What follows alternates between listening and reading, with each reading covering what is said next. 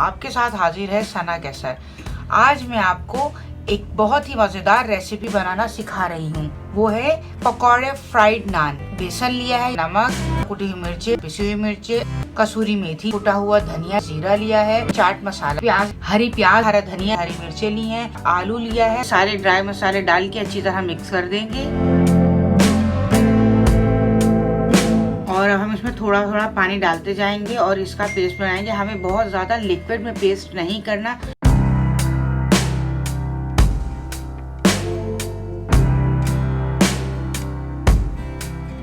अब हम नान लेंगे, नान को उसके ऊपर रखेंगे एक साइड पर, सारे उसका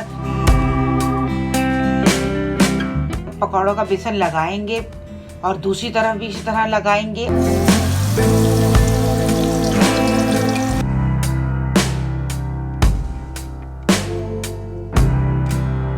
मेरी रेसिपी आपको पसंद आई तो प्लीज लाइक, शेयर और सब्सक्राइब कीजिए। मिलते हैं नेक्स्ट रेसिपी के साथ। अल्लाह हाफिज।